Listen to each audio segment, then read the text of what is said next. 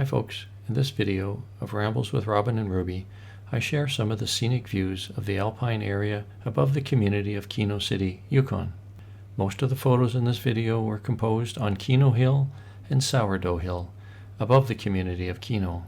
Much of the scenic landscape was shaped by the recent geological history, when glaciers of the last ice age carved into mountains to create steep-sided valleys. But the higher elevations were not covered by glaciers during this last ice age.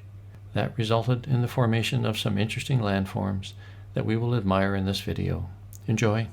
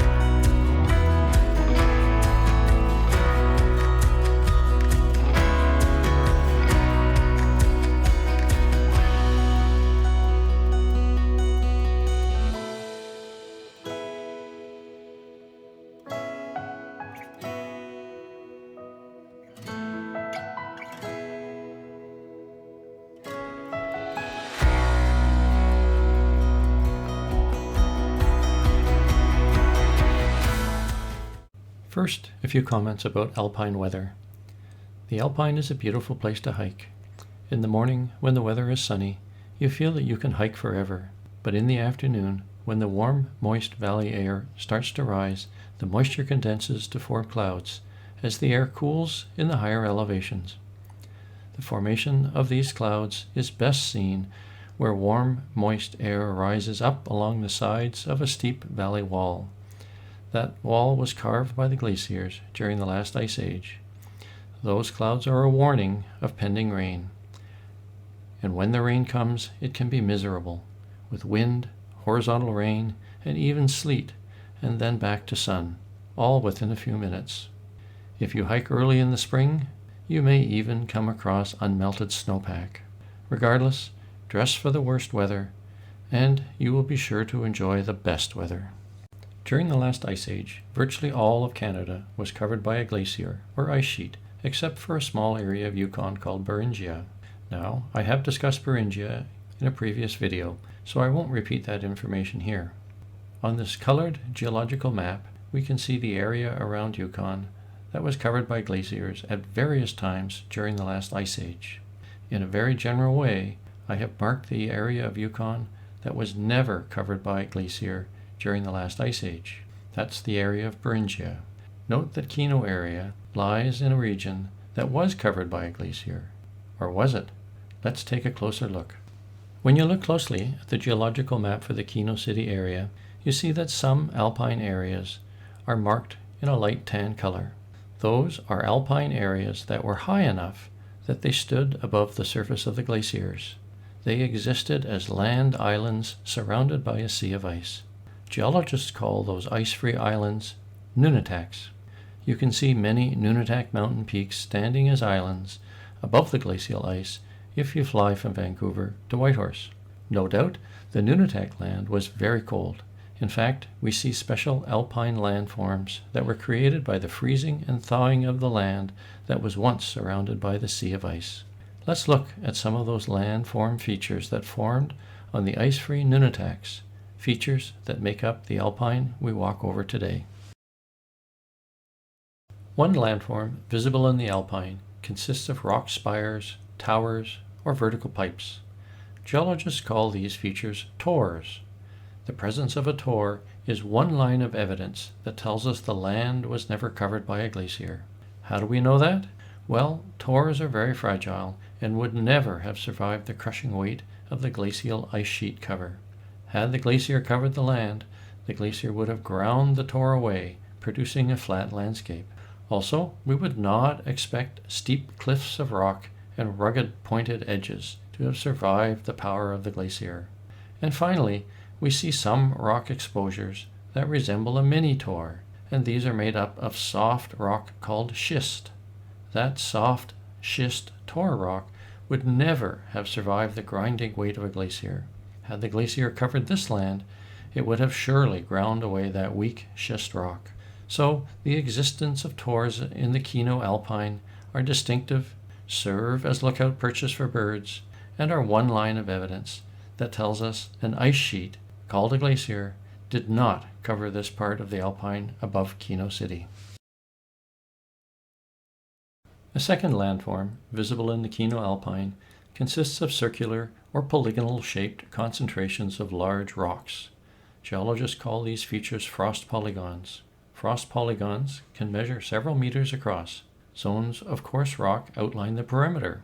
Frost polygons form by freezing and thawing of the land close to a glacier. That freeze-thaw cycle pushes and concentrates coarse rocks along the perimeter of the polygon. The center of the frost polygon consists of much smaller pieces of rock and mineral soil. Frost polygons are very common in the Keno Alpine, and in places they are the defining landform on the surface of the land.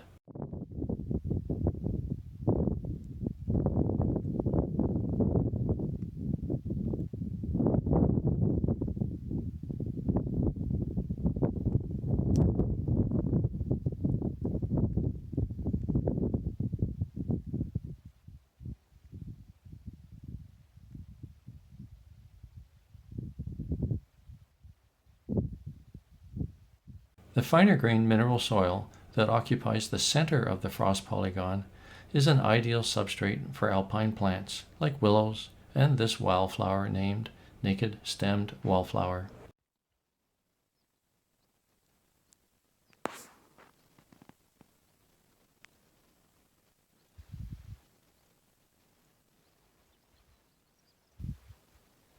The rock ptarmigans enjoy taking a dust bath in the fine-grained soils that occur within the frost polygon.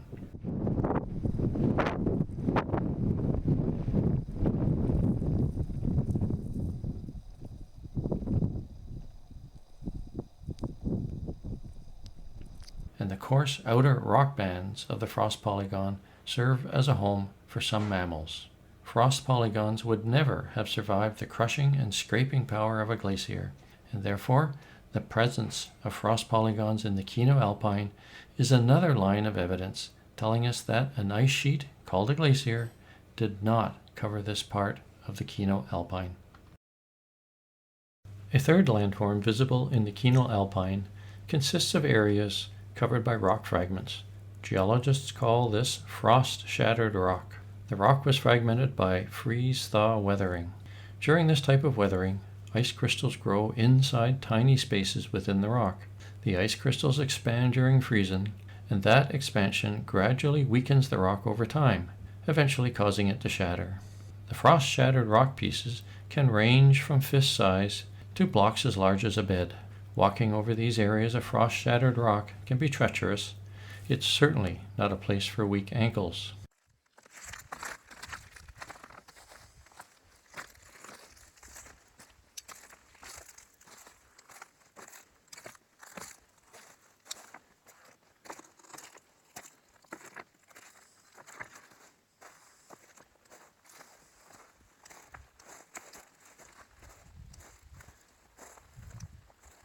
The land surface of frost-shattered rock is one of the habitats for the collared pika.